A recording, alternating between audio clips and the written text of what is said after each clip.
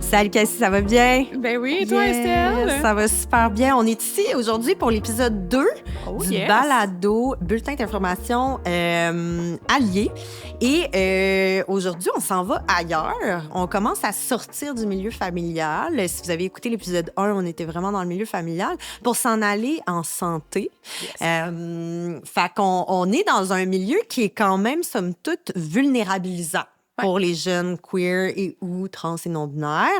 On est dans un milieu où les professionnels de la santé ont quand même beaucoup de pouvoir d'agir, de pouvoir de manière générale sur les retentissants un petit peu là, de comme qu'est-ce qui peut se passer pour les jeunes et où on découvre quelques erreurs de la part des professionnels. C'est quelque chose qui arrive que, en tant qu'intervenante, je pense que tu as pu l'expérimenter. Justement, en parlant de santé ou santé sexuelle, comme vite de même là, pour les jeunes queer, c'est quoi les choses qui te parlent rapidement comme ça là, en intro? Ce qu'on entend aussi beaucoup, c'est genre du manque de formation des professionnels, justement, par rapport à la diversité sexuelle et de genre. Puis on va y aller dans la base. Moyen de contraception. C'est pas toujours clair qu'est-ce qu'on donne à nos jeunes queer. Aussi, au niveau du système en général, pas toujours adapté aux identités multiples de genre. Oui.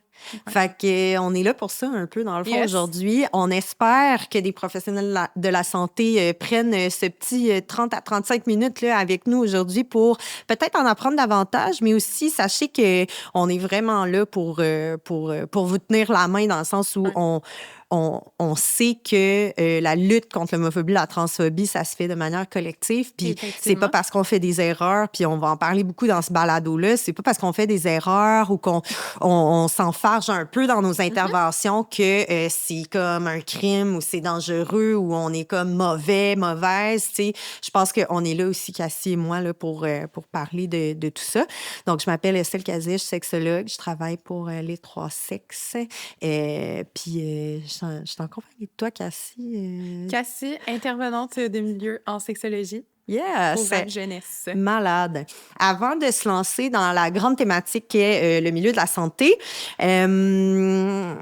on va aller voir le sketch de la campagne de sensibilisation du bulletin d'information allié. Et dans ce deuxième épisode, juste pour vous mettre un peu là, en perspective, qu'est-ce qui se passe dans cet épisode que je vous suggère d'aller écouter d'ailleurs? On est avec Mix Maniacs qui explore les défis rencontrés, évidemment, par les jeunes queer dans les cliniques jeunesse. Entre méconnaissance, jugement et manque de soutien, une scène met en lumière un rendez-vous où une jeune femme découvre que sa réalité sexuelle est mal comprise par un professionnel de la santé. Donc, l'épisode souligne l'importance d'une écoute adaptée, sans préjugés, pour assurer, en fait, un vrai accès à une santé sexuelle, évidemment, émancipatrice et positive. Ça se conclut par une entrevue avec Alexandre Goyette, qui est infirmier expert et qui partage des pistes et des bonnes pratiques, en fait, pour améliorer l'accueil des jeunes queer en clinique. On regarde ça, Cassie, puis on vous revient. Veuillez accueillir votre animatrice préférée, Mix Maniacs! Re-bienvenue au bulletin d'information allié. Là, vous connaissez la chanson « Je vais rien vous apprendre à la maison ce soir ». Les personnes queer vivent divers enjeux dans le système de santé au Québec. Ceci dit, au Québec, la plupart des cliniques jeunesse offrent une gamme de services visant à soutenir la santé sexuelle des jeunes, sans tabou ni jugement. Dans la réalité, ou en fait dans l'idéal, ça se passerait comme ça. Sauf qu'en fait, la littérature scientifique nous dit complètement autre chose, c'est que les jeunes n'y vont carrément pas parce que le lien de confiance est brisé.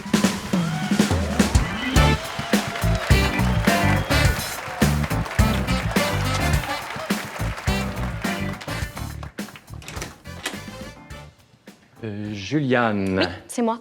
Ma soeur, pourrais-tu venir? Je serais comme plus à l'aise. Oui, pas de problème. Faut juste pas oublier que c'est confidentiel, hein? Donc, je vois que tu es venu ici pour un test de dépistage. Ah, ben, tu es venu ici il y a quelques semaines, je me souviens. Ouais. C'est ça, c'est la première fois que j'ai ça. Je suis juste un peu inquiète parce que j'ai comme une petite blessure ou un petit bouton. Je sais pas trop sur ma vulve. OK. C'est la première fois que j'ai ça. Puis ça fait combien de temps? Ah, je sais pas. J'ai pas noté dans mon agenda. Mais tu sais, j'ai juste peur d'avoir contracté quelque chose. Ben, t'as bien fait de venir. Mais dans ce cas, on va faire un test urinaire puis une prise de sang, comme la dernière fois. Mais tu te souviens, la dernière fois, je t'avais suggéré de bien te protéger. C'est important. Ouais, mais c'était pas pareil cette fois-ci. Honnêtement, je pensais même pas que j'en aurais besoin. Mais là, monsieur, vous pouvez pas la blâmer. Je lui ai bien expliqué la dernière fois que quand on couche avec un gars, il y a de nombreux risques. Pas seulement de tomber enceinte, mais... Mais c'était pas avec un garçon. On nous l'enseigne pas à l'école, là, les relations entre femmes. On sait qu'il faut mettre un condom quand on est avec des gars. Ouais, honnêtement, je pensais même pas que je pouvais attraper une maladie aussi facilement avec une fille. Bon, je m'excuse. C'est vrai qu'on est intense avec nos tombes pas enceintes, puis protège-toi. Si tu veux, Juliane, on recommence depuis le début. Je m'excuse d'avoir été sec. Là. Je veux bien comprendre tes pratiques pour mieux adapter mes tests.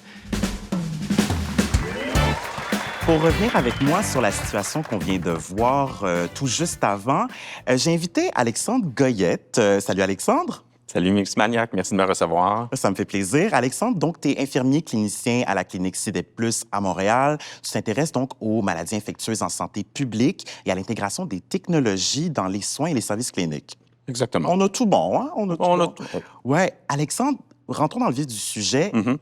Est-ce que c'est exagéré ce qu'on vient de voir dans le milieu de la santé? C'est en fait tellement commun.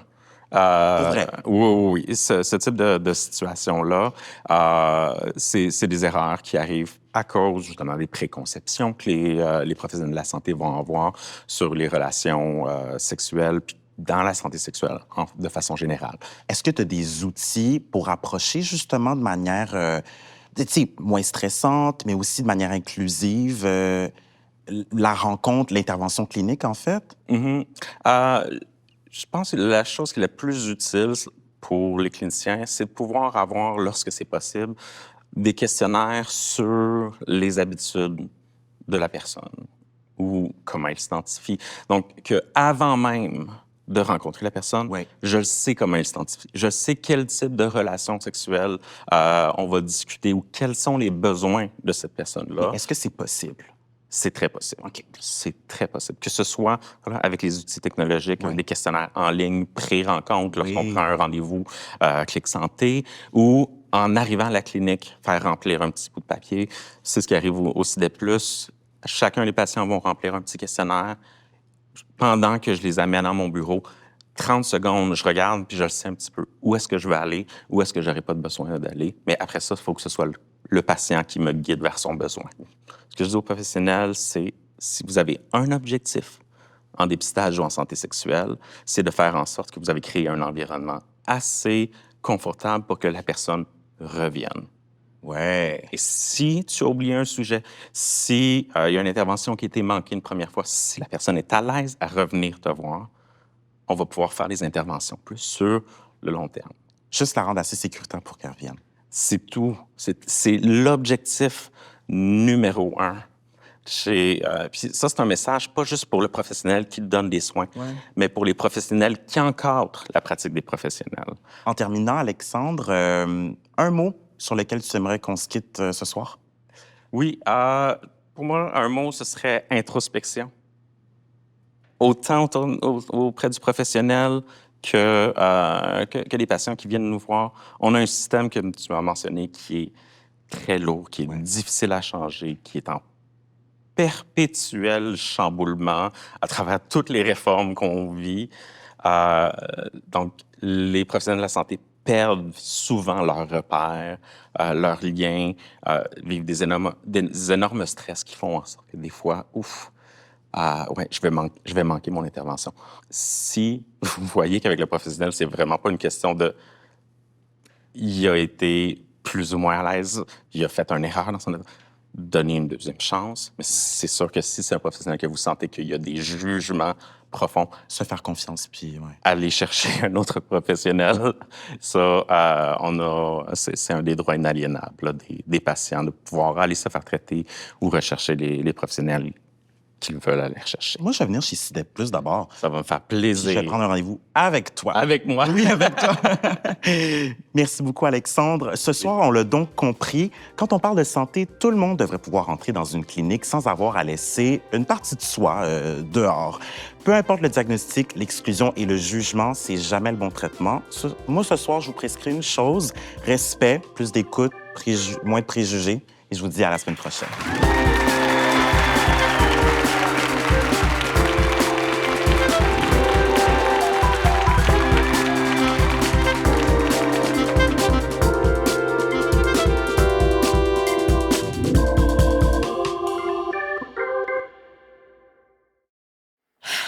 Fac, hein? Ça y va? C'est Ouais. c'est spécial? Est-ce que c'est si spécial, Cassie, d'avoir un infirmier ou une infirmière qui réagirait de telle sorte Non, en clinique? C'est pas si spécial, puis c'est quelque chose qu'on peut remarquer dans toutes les sphères de la vie d'une personne. Les queers doivent faire des coming out constants parce qu'on assume qu'ils le sont pas. Ouais.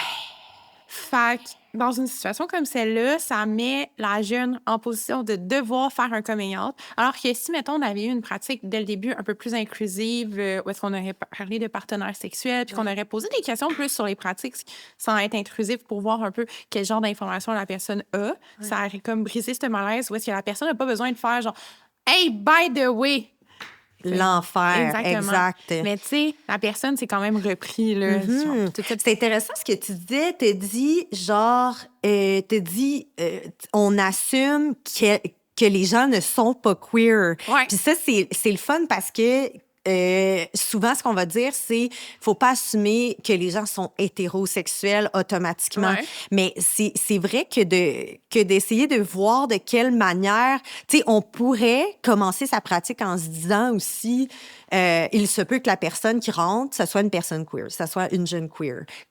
Point. Ouais. Juste, voilà. Voilà. Puis je trouve que c'est intéressant parce que c'est pas la négation, c'est pas ce qu'elle n'est pas, Ouais. c'est plus ce qu'elle peut être, la Effectivement. personne. C'est quand même nice. Tu sais, les mots, hein, Cassie, c'est quelque chose. Ben, c'est lourd de sens en général. Ouais, quand même. Parlant de queer, on utilise ce mot-là, Cassie, toi et moi, puis je pense que tu as une superbe définition de comment on l'apporte. C'est sûr qu'on va pas toujours dans les épisodes de podcast faire un lexique, mais vous pouvez trouver des super bonnes définitions qu'on va mettre dans les brochures pédagogiques sans faute. Effectivement. Ici, nous, quand on parle de personnes queer, c'est pour définir toute personne dont l'orientation ou l'identité sexuelle ne correspond pas au modèle dominant. Fait qu'il n'y a pas vraiment de définition claire. Chaque personne le vit différemment, mais ici, pour alléger un peu notre discours, c'est un mot qu'on utilise beaucoup, puis on va être sûr que tout le monde est sur la même longueur d'onde. C'est super, merci pour ça. On sait que l'accès aux soins de santé, Cassie, hein, puis particulièrement en santé sexuelle pour les jeunes queer, trans, non-binaires, c'est un défi. Oui, T'sais, ça, effectivement. on le voit souvent dans notre pratique. Il y a beaucoup de jeunes qui vont craindre d'être jugés, d'être mégenrés, de pas être compris dans ce qu'ils ou elles ou ils vivent. Puis il y a même parfois des jeunes qui vont avoir une coupure très rapide dans leur développement de vie avec le système de santé. Et ça, au Québec, ben on y travaille fort. Ça, c'est sûr, tout le monde travaille collectivement pour essayer de garder un lien de confiance avec le système de santé. Mais quand on est sur le terrain, comme toi tu l'es comme intervenante, tu sais, des fois, on va accompagner des jeunes, on va aller... même à la pharmacie, tu sais, peut-être aller checker des trucs. Des fois, c'est des plans B. Des fois, c'est juste des questionnements avec les pharmaciens, pharmaciennes. On va les accompagner dans des cliniques, etc. Fait qu'on peut, sans nécessairement être dans la situation à l'intérieur de la clinique, là, finalement, tu sais, comme là où le professionnel ou la professionnelle va être, mais de les accompagner, de rester dans la salle d'attente. Sur le terrain, qu'est-ce que tu as pu observer, toi, comme principaux freins, finalement, à l'accès aux soins des jeunes queer? Ben, je pense que c'est un manque de connaissances de tous les bords, mais souvent. Même si on est bienveillant, puis je pense aussi que le système de santé n'est pas idéal aussi pour pratiquer nécessairement les meilleures pratiques dans le sens où c'est qu'on n'a pas beaucoup de temps en tant que professionnel de la santé. Des fois, il faut comme y aller, puis ça n'arrête pas. Aussi, ben il y a des fois, il y a une différence entre, mettons, un professionnel de la santé formé jeunesse versus général, qui des fois, il va avoir une approche différente. Donc, des fois, simplement, genre, les stéréotypes. Si un gars dit que c'est un homme gay, ben on va tout de suite lui parler de la PrEP, alors qu'on va pas nécessairement la proposer à toute autre identité de genre devant nous. On va pas nécessairement mettre de l'avant que ça existe. Si une jeune dit qu'elle est lesbienne, ben effectivement, on va pas nécessairement la mettre, lui poser des questions sur ses pratiques sexuelles qui peuvent être à risque, mais vu qu'elle est lesbienne, elle est comme ben là, d'abord, il y a pas de pénétration, là, finalement, il y a pas de pas de ci, il y a pas de ça, genre. Fait que c'est aussi un frein, des fois, de devoir comme dire « Hey, ouais, by the way, j'ai des pratiques sexuelles alternatives. » Ça aussi, des fois, c'est comme... Ça met encore une fois le poids sur le jeune de devoir se défendre, de devoir justifier son existence. Oui. Tu sais, il y a quelque chose aussi... Nous, notre job en tant qu'éducatrice à la sexualité, c'était beaucoup d'expliquer aux jeunes, tu sais, je m'en fous de ton orientation sexuelle, ton identité de genre. C'est même plus une question de ça. Quand on va dans une clinique pour du dépistage, si tu mens, c'est toi qui se mets à risque, right? De genre, d'avoir des conséquences associées à peut-être des infections ou quoi que ce soit. Si tu n'es pas à l'aise à parler à un ou une professionnelle de la santé de tes comportements sexuels, c'est correct, mais il va falloir que tu pratiques parce que ils pourront pas deviner. Et pire, puis là, c'est un peu ça que des fois qu'on les avertit d'eux, ils vont prendre pour acquis potentiellement ta sexualité. Puis toi, si tu es confortable dans ce mensonge-là, ben rappel, ça te met à risque. Puis ça, je pense que les professionnels de la santé qui font surtout de la clinique en santé sexuelle, faut jamais qu'ils l'oublient, tu sais, que c'est difficile pour une personne, pas juste queer, mais une personne qui va avoir des comportements associés au queerness, de se dévoiler ou se divulguer. La sexualité, ça reste que c'est pas simple à jaser. C'est encore moins simple de parler de où notre position dans la sexualité aussi. Est-ce que je suis une personne qui reçoit? Est-ce que je suis une personne qui donne? De quelle manière? Etc. Fait qu'il faut... Il faut tu sais, quand même essayer de s'ouvrir à chaque personne qui rentre finalement dans notre clinique pour se dire ce jeune ou cette jeune, je ne sais pas son identité de genre, on peut pas assumer l'identité de genre et je ne sais pas son orientation sexuelle. Puis ces deux facteurs-là ne veulent rien dire sur leur comportement sexuel finalement. Fait que le frein, c'est vraiment comme les cases. Effectivement. Parce que justement, ça, c'est un problème. C'est le processus administratif non inclusif. Mais souvent, c'est comme là, je comprends, on est dans le rush, on a plein de rendez-vous, tout ça. On a notre liste, ben, comme les cases, bien souvent, sont très restrictives. Fait que ça aussi, ça limite un peu l'expérience du jeune qui est dans le bureau. Oui. Puis, tu sais, je pense qu'il y a comme, tu sais, la bureaucratie est étouffante pour les professionnels de la santé parce qu'ils doivent remplir ces formulaires-là. Ils doivent remplir, comme ils doivent cocher des choses. Mais à un moment donné, tu sais, c'est ça aussi, c'est de te poser la question de quelle manière on peut faire en sorte d'atteindre de façon positive et saine la vraie discussion qu'il devrait y avoir finalement là, entourant la sexualité du jeune. C'est ça qui est important. Puis c'est ça qui finalement peut causer des freins, c'est lorsque c'est pas le cas ou lorsque ça devient plus le cas.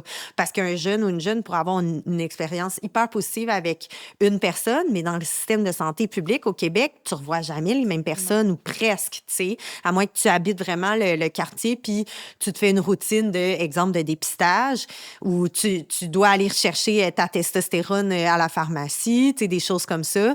Ça, tu vas revoir les gens, mais il y a il y a vraiment des probabilités que tu ne revois pas trop souvent les mêmes infirmiers et infirmières. C'est sûr que nous, comme intervenantes, notre mandat, c'était pas juste la santé sexuelle, là, évidemment, mais c'est aussi d'accompagner les jeunes, tu sais, d'accompagner les jeunes à réfléchir, oui, à leur identité, leur orientation sexuelle, mais aussi aux besoins cliniques. Tu sais, quand on élargit un peu les besoins des jeunes queer qui peuvent être trans et ou non-binaires,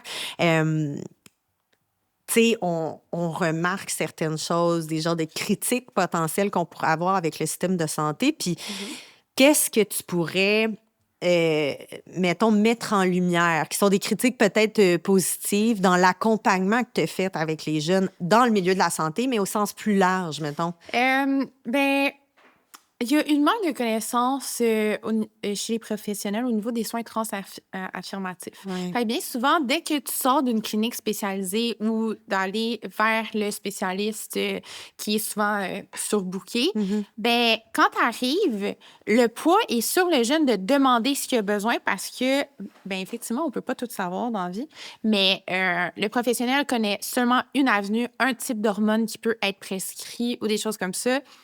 Et c'est pas nécessairement adapté à la personne qui est devant lui. Ouais. Ça, c'est un frein pour les jeunes parce que ça leur demande de devoir s'éduquer, d'aller lire des articles sur PubMed pour voir, finalement, ça serait quoi le type d'hormone qui me conviendrait, le type de prise d'hormone qui me conviendrait aussi. Là. Oui, puis tu sais, le fait d'avoir une... tu sais, les spécialistes, mettons, tu sais, comme des endocrinologues, c'est une chose. Ouais. Mais tu sais, il y a des jeunes trans et ou non-binaires qui pourraient, je sais pas, avoir besoin, je sais pas, moi, de physiothérapie, par exemple. Puis là, c'est comme si ça demande quand même un effort de compréhension sur les besoins pluriels des jeunes queer et ou trans non-binaires. Tu sais, Ouais. il y a comme quelque chose qui, je pense, qui dépasse un peu l'entendement. Je pense que les professionnels, des fois, de la santé, ils se retrouvent à peut-être un peu trop mettre l'emphase sur le queerness d'une personne. Quand, genre, au final, c'est peut-être pas non plus pour ça que la personne, elle vient nous Non, voir. effectivement. On l'observe aussi beaucoup en santé mentale, non? Oui, effectivement. Des fois, on reçoit des références où est-ce que quelqu'un vient nous voir et est comme « Ah, je te réfère à tel jeune qui a besoin de ton aide. » Puis t'es comme « OK, pourquoi? » Puis là, ils sont comme « Ben, trans. » Puis là, t'es genre « Ah, OK, cool. Fait que pourquoi elle veut venir me voir? » Puis la personne est comme « Ben, tu sais, Ben, tu sais, t'es en sexo. » Puis là, tu rencontres la OK. personne qui est comme « Hey, je vais bien. » T'es genre « OK, fait que- impossible. Ouais, ça arrive, là. Comme tu fais référer des personnes Ouais. par des adultes qui pensent que, mettons, un jeune ou une jeune qui serait je sais pas, en transition, Ouais. ont automatiquement besoin de relations d'aide, finalement. Exactement, spécifiquement en sexo, parce que la personne peut être trans et accessoirement avoir besoin de soutien en sexo, pas en sexo, en relation d'aide, Ouais, mais ouais. c'est pas nécessairement avec moi qu'il y a besoin. Il y a peut-être d'autres enjeux. Peut-être qu'on n'a pas de motivation scolaire juste parce que. Puis c'est le psychoète qu'il faut aller voir. Mais souvent, Mauvaise personne. c'est ça. Mais je pense aussi comme que un certain inconfort et méconnaissance qui fait aussi comme que il y a bien des axes, des problématiques des personnes queer qui vont être effacées par le queerness, en fait. Ah, c'est ça l'affaire. C'est dur je trouve que c'est dur en santé, surtout en santé mentale. Il y a vraiment une branche qu'on entend les jeunes, tu sais, nous raconter au centre d'intervention. Tu sais, il y a une grosse branche de pathologisation, je sais pas si ça Ouais. se dit de même, mais tu sais, c'est très pathologisé, hein, la transidentité, la non-binarité, sans nécessairement le vouloir. Tu sais, une intervenante qui dit ah, tu sais, cette personne trans aimerait te voir, puis que tu te rends compte que la personne trans, elle n'a pas besoin de toi du tout comme intervenante en Non. sexologie. Tu sais, c'est comme si on veut soit trop bien faire en intervention, en ayant comme, tu sais, en mettant des mécanismes genre de support vraiment intenses, mais en même temps, je trouve que ça cache cette pathologisation-là. Oui, c'est comme effectivement. si malgré on veut du bien aux jeunes queer, il y a quelque chose de sous-jacent au fait de te référer qu'à les jeunes Ouais. trans qui ont aucun enjeu, là, tu sais, associé à leur transidentité. Parce que, tu sais, mettons, si une prof, mettons, te dit, hey, tu sais, cette personne-là est en deuil romantique, blablabla, full. Ben tu sais, oui, tu it makes comprends? sense. C'est toi, là. C'est toi l'experte. Tu vas être là pour la personne. Tu vas pouvoir bien la soutenir, par exemple. Mais quand c'est même pas par rapport à leur transidentité, je pense qu'il y a comme. Il y a des petites questions quand même à se poser professionnellement, à savoir pourquoi on réfère des jeunes queer à d'autres professionnels. Fait que pour revenir au système de santé, Ouais. tantôt on en parlait, c'est quoi les problèmes qu'on peut voir justement par Ouais. rapport à ça, le Ouais. fait de pathologiser les personnes trans? Tellement de choses. Attends, tu sais, si on pense, mettons, une personne viendrait chercher un diagnostic de TDAH. par exemple. Ouais. Ouais, ça l'arrive souvent. J'entends tellement de choses. Tu sais, il y a c'est un peu comme l'idée de pas comprendre un peu l'intersection, tu sais, les Ouais. intersections des gens. Tu sais, c'est comme je suis une femme trans, je suis une jeune trans lesbienne, mettons, tu sais. Ben si j'ai besoin d'aide en psychologie, ça se peut que je vienne pas chercher de l'aide associée, mettons, à ma transidentité, mais parce que le lesbianisme, je sais pas, j'ai de la misère, genre j'ai de l'homophobie internalisée, par exemple. Mais les psychologues, il faut qu'ils accueillent la vraie demande, le vrai besoin des jeunes à ce moment-là, tu sais. Fait que comme tu disais, tu sais, tantôt, c'est la même chose avec les comportements sexuels. Si un homme gay, mettons, arrive, puis là, on est comme, tu sais, il faut vraiment lui donner des médicaments pour prévoir la transmission de VIH, puis c'est comme, tu as-tu demandé c'est quoi sa vie, tu sais? Ouais, c'est ça. Puis pourquoi il est en clinique, tu sais, dans le sens où on saute beaucoup. C'est comme tu dis. On saute des étapes. On saute des étapes parce qu'on est comme dans le rush. On est nous aussi des humains, là, les intervenants, intervenantes. On vit avec un bagage qui est complexe aussi, là, Ouais. tu sais, de genre de stigma à l'égard de notre propre personne ou de nos propres intersections.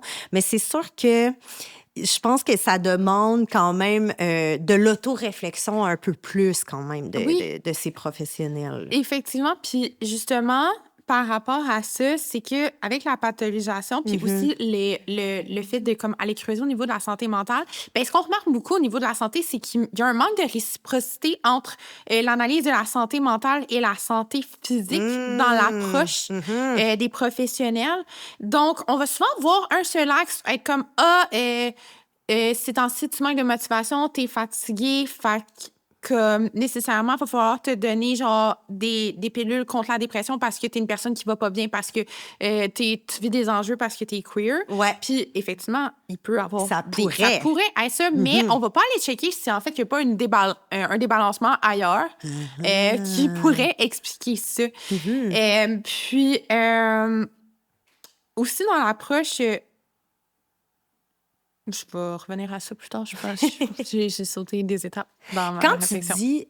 Quand tu dis justement qu'il y a un débalancement, puis que ce que tu dis, dans le fond, Cassie, c'est qu'il faudrait qu'il y ait une connexion entre, finalement, l'intervention psychosociale puis l'intervention un peu comme plus biologique et genre physionomique de l'individu qui rentre. Ouais. Puis de pas aller d'un bord comme de l'autre ou d'essayer de faire vraiment fi, du moins comme on peut, de ces stéréotypes qui nous, tu sais, qui finalement vont biaiser notre intervention. Effectivement. Puis là, tu sais, chez les personnes queer, il y a vraiment un plus grand risque de stress minoritaire. C'est quoi ça, un stress minoritaire? Dans le fond, le stress minoritaire, c'est le stress supplémentaire et chronique subi par les membres de groupes minoritaires. Fait qu'on peut parler de personnes queer, mais aussi des personnes en situation de handicap, des personnes racisées. Puis en fait, des gens qui sont jamais considérés comme la norme, comme étant un homme blanc, straight et grand, beau, on beau, sait pas, tout ça, n'importe c'est quoi. ça. Ouais. Fait qu'à cause de la stigmatisation puis la discrimination, il y a une exclusion sociale qui affecte leur santé mentale puis physique. Puis ce stress-là, ça peut se manifester par des stresseurs externes comme la discrimination puis la violence. Un stress anticipé, peur de la maltraitance. Fait que là, tu sais, justement, Ça, le stress c'est anticipé, trash. c'est d'arriver voir le professionnel de la santé puis être genre, oh my God, je vais-tu vivre des violences par cette personne-là aujourd'hui? Est-ce que tu penses que c'est un savoir qui serait vraiment nécessaire à creuser? Oui. T'sais, au-delà parce qu'il y a comme quelque chose de vraiment nice dans ce que tu dis. Je pense que, tu sais, on se souhaite au Québec des professionnels de tous les milieux qui sont inclusifs, qui tendent la main, qui sont humanisantes, etc.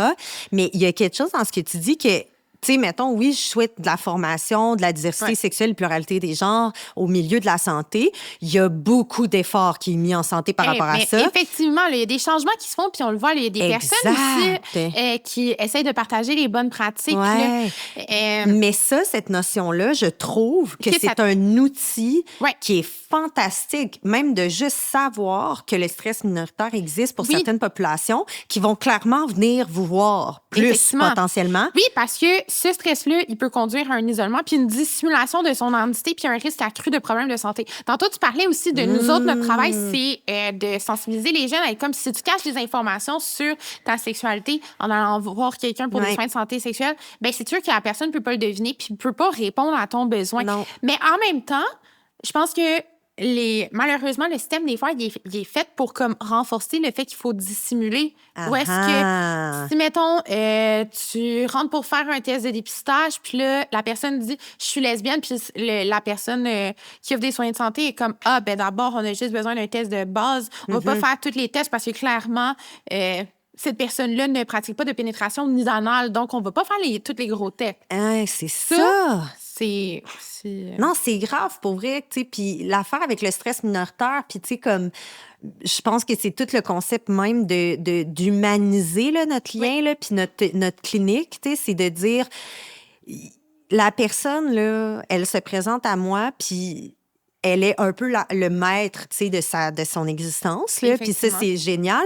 Mais je pense que ce qu'on dit aussi, c'est que il faut être conscient ou consciente en tant qu'intervenant ou intervenante du milieu de la santé que ce stress minoritaire-là chez les jeunes queer, jeunes surtout, queer, trans et ou non-binaires, ben, va avoir des impacts sur son dévoilement, sa divulgation finalement associée à sa santé et que là, c'est le rôle. Finalement, là, ça revient à notre rôle. Puis, exactement. Plus ça peut mener à des plus grosses problématiques de santé parce qu'au lieu d'aller directement quand tu as un besoin pour aller te faire tester, peu importe pour ton besoin, ben, tu vas juste attendre que ça s'accumule, puis que peut-être ça devienne à un autre extrême de problème, où est-ce que effectivement on va avoir besoin de beaucoup plus de ressources, puis ça aurait pu être prévenu. 100%, puis on est là-dedans. La santé au Québec, c'est de la promotion, c'est de la sensibilisation. Il y a tout ça qui est vraiment nécessaire. Puis je pense que dans nos approches d'intervention, peu importe le milieu dans lequel on est, ça nous demande un effort de promotion, ça nous demande un effort de sensibilisation, puis ça nous demande un effort de tendre la main finalement envers les gens qu'on sait qui se referment ou qui se nomment pas. Puis ça pourrait être plein de populations, mais dans le cas des personnes qui sont jeunes, qui sont queer, qui sont trans et ou non-binaires, ben, il faut comprendre aussi, on en parlait dans le dernier épisode que vous pouvez écouter, mais tu sais que pour vrai, ils ont le filet de sécurité, là, il est scrap là, en ce moment. Là. Fait que c'est sûr que si, en plus, le système de santé nous rejette, puis que ça met sincèrement à risque la vie d'un enfant trans ou d'un ado trans parce que c'est une question de vie ou de mort, là, de faire ces transitions tant sociales que potentiellement hormonales et physiques. On est là, on est dans... C'est à ce point important d'être un professionnel ou une professionnelle de la santé qui tend la main à un jeune ou une jeune qui est queer, puis de dire comme... No matter what, ce que tu me dis aujourd'hui, pour de vrai, je suis là, puis je t'écoute. Puis si t'es pas à l'aise avec les questions que je te pose, on va s'arranger pour comme... T'as pas envie d'en parler aujourd'hui, il y a pas de problème, tu reviendras dans un mois, tu sais. Tout ça, ça l'améliorerait, puis comme tu dis, on s'assurerait que la vie, autant la santé physique des personnes, des jeunes queer qui vont être des adultes prochainement, va être beaucoup mieux. Puis on se souhaite aussi un bien-être global, là, tu sais. Effectivement, puis avoir un parcours de vie qui ne pose pas trop de difficultés. Oui, sérieusement, oui. Dernier mot par rapport à ça, tu sais, on le sait, on en parle depuis tantôt, tu sais, les professionnels de la santé sont vraiment surchargés, puis tu sais, on le voit, là, on les rencontre aussi dans notre pratique. Effectivement. Puis les gens sont fatigués, là, tu sais, il y a un décalage des fois, il y a un manque de présence, tu sais, au sens un peu, pas genre spirituel, mais tu sais, il y a un manque de présence, de pleine conscience, tu sais, des professionnels. Effectivement. Mais pour les jeunes queer, tu sais, ce lien de confiance-là, tu sais, il est essentiel. Puis ça se peut qu'on soit la première ou le premier infirmier ou infirmière qu'un jeune queer rencontre, tu sais. Puis ça aussi, je pense que c'est à prendre en considération. Tu sais, selon toi, ça serait quoi autant les techniques que ce qu'une clinique pourrait faire en termes d'amélioration pour faire que le milieu de la santé publique au Québec soit plus inclusif, soit plus ouvert, soit plus accueillant pour les jeunes queer, trans et ou non-binaires? Tu sais, là, je veux parler un peu de façon floue parce que je sais pas à quel point, au niveau institutionnel, les documentations à remplir Ouais. changent parce que des fois, ça peut être du cas par cas selon les cliniques. Oui, c'est vrai. Mais, tu sais, mettons, on peut, je pense notamment à aire ouverte, que dans les aires ouvertes, souvent, ils vont demander c'est quoi le nom usuel de la personne. C'est cool, ça. C'est ça. Fait que, tu sais, à la limite, cette personne-là n'a pas changé de nom Non. au niveau légal, mais Ouais. comme quand il vient, oui, il va avoir ses informations de sa carte d'assurance maladie, mais ça va être noté au dossier, cette personne-là.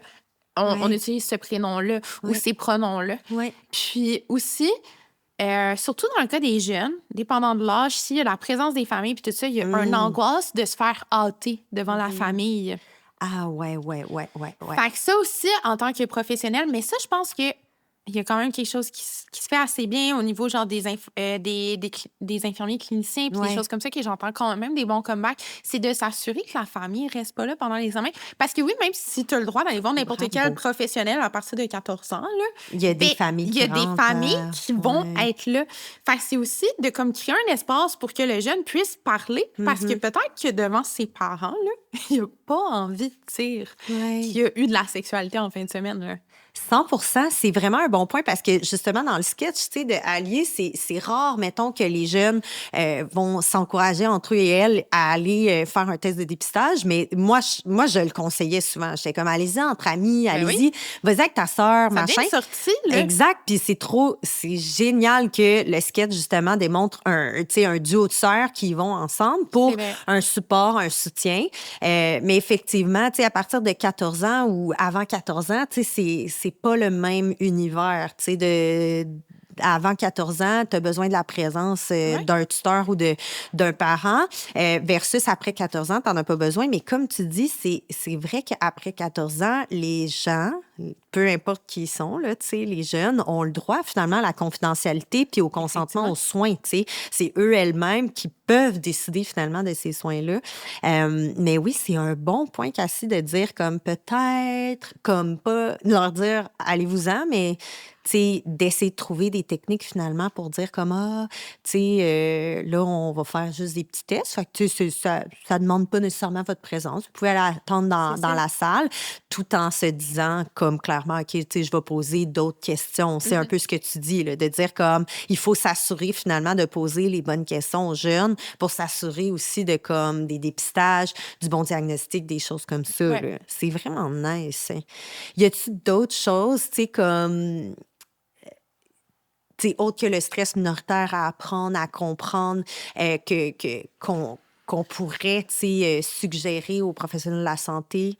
Moi, c'est sûr que c'est très philosophique, là, souvent, là, comment j'approche ça, mais moi, quand je parle de pleine présence, je le sais que c'est pas possible, pour eux autres non plus, là, mais je pense que chaque petit bon coup dans une journée en tant que professionnel de la santé, c'est un win, c'est une victoire. Fait que même si à tous les jours et mettons, si tu rencontres 50 personnes dans ta journée ou 50 jeunes, ben le jeune ou la jeune qui est peut-être queer, qui dit hey, merci de pas m'avoir jugé ou quelque chose comme ça, ben c'est une victoire en soi, tu sais. Puis ça va vouloir dire que à ce moment-là, genre, vous étiez à l'écoute, vous étiez complètement impliqué dans comme qu'est-ce que le jeune ou la jeune vous disait, puis pour vrai, tu sais, ça n'a pas de prix, là, ça. Là. Ça veut dire que le lien de confiance, il est là. Ça veut dire que la personne, elle craindra pas, tu sais, pour son intégrité la prochaine fois, puis que son stress minoritaire, ben il va diminuer. Puis ça, c'est un peu le rêve, dans le fond, Cassie. Effectivement. On est là, on est capable. Puis, tu sais, là, je veux quand même aussi souligner les bons coups. Oui, allons-y, là, on finit là-dessus. Il y a quand même aussi des initiatives à Montréal qui sont très hautes par rapport au queerness. Je pense, mettons, à Réseau, qui offre des services de dépistage. En fait, Réseau est un organisme spécialisé auprès des... surtout des hommes gays, si je me souviens bien. Oui, cisgenres ou trans. Oui, exactement. Gay bi, je pense, maintenant. Oui, queer. Les gars gay bi. Exactement. Fait que, tu sais, comme il y a quand même genre des initiatives comme ça que si un jour une personne qui entendrait ici ne sait pas où aller puis qui veut peut-être minimiser les risques, il y a des endroits comme ça. Il y a la clinique Corum aussi, qui est LGBTQ+ friendly.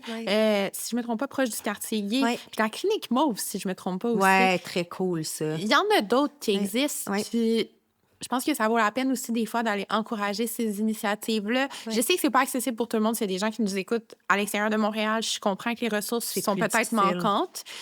Mais dans tous les cas, on peut souligner que c'est pas tout le monde qui a des mauvaises pratiques, puis que tout le monde essaie finalement de s'améliorer dans ce qu'ils font, là, avec les meilleurs outils qu'ils ont et au meilleur de leurs connaissances. Oui, puis au meilleur du temps qu'ils ont aussi là, pour ces rencontres-là. Moi, j'ai envie de dire, une des forces, je pense, professionnelles qu'on peut développer, c'est du co-développement. Ah oui. Puis je pense que quand on parle de co-développement, les gens sont comme, non, pas une autre maudite rencontre. Puis je suis comme, non, ça n'a pas à être une rencontre. Ça peut être aussi simple que tu es infirmière clinicienne dans une clinique jeunesse, puis là, tu es comme, hey, tu sais, cette intervention-là, là, je pense que c'était pas ma meilleure. Non, là, c'est comme, qu'est-ce que je fais? Bien, tu as ta liste d'organismes communautaires, tu as des cassis de ce monde que tu peux contacter, tu peux l'appeler, tu peux dire comme, voici l'intervention que j'ai faite. Tu sais, qu'est-ce qui allait pas là-dedans? On dirait que j'ai un gros creux dans mon ventre et je me sens mal à l'aise de ce qui vient de se passer. Puis on se rassure entre nous, puis on se rassure entre milieux aussi d'intervention parce que restez pas seul avec ça. Tu sais, on le disait aux parents dans l'épisode 1, mais comme les professionnels de la santé, vous n'êtes pas seuls non plus. Puis vous avez des collègues qui ne font pas partie directement de votre milieu. Des gens comme toi, Cassie, qui travaillent de milieu en sexo, qui comprend un peu plus peut-être le big picture de genre la santé globale. Là. Puis, genre, je pense que toute personne qui intervient se retrouve sur des tables de concertation ou whatever what. Je pense que ça se fait aussi d'aller parler aux gens de d'autres milieux sans comme briser la confidentialité. 100%. Juste poser des questions. Puis tout ça. Parce que je pense aussi que des fois, on crave tout de sortir de notre milieu, un peu voir ce qui se fait ailleurs. Puis en même temps, je pense que c'est aussi une belle preuve d'humilité de dire genre, hey, il me manque ça. Ça, c'est mon angle mort. J'adore. Ça, c'est les trucs qu'on veut développer chez les gens, là. On est capable. On est capable collectivement. Puis les efforts en santé publique sont vraiment là. Il y en a vraiment beaucoup. Puis on les voit. Tu sais, nous, on est travailleuses plus dans le milieu communautaire. Puis moi, ça fait 10 ans que je suis sexologue. Puis je les ai vus, les changements, là, genre systémiques. Fait que good job, mais il faut continuer parce que ce que les jeunes queer et trans non-binaires nous disent, c'est que c'est pas tout à fait encore parfait. Non. Ouais. Merci, Cassie. Merci à toi, Estelle. C'était vraiment une belle discussion. Ce balado, Gang, est une production de Les Trois Sexes en collaboration avec le Réservoir Audio pour l'enregistrement et le montage, ce beau studio magnifique ici. Bulletin d'information allié est rendu possible grâce au soutien du Bureau de lutte contre l'homophobie et la transphobie du Secrétariat à la condition féminine du Québec. Pour poursuivre votre réflexion en tant que professionnel peut-être de la santé, rendez-vous sur les3sexes.com. Vous allez trouver plein de brochures pédagogiques. Chaque brochure pédagogique, dans le fond, est associée à la thématique. Donc, si vous voulez pousser votre réflexion sur la santé, justement, et votre intervention en tant que professionnel de la santé, n'hésitez pas à aller downloader. Ça va tout être gratuit pour vous. Il y a de l'information, des pistes de réflexion et bien plus encore. Et pour suivre toutes nos actualités à Les Trois Sexes et nos projets, retrouvez-nous sur les réseaux sociaux parce qu'on en a plein des projets. C'est le fun. Ils sont beaux, sont émancipateurs aussi.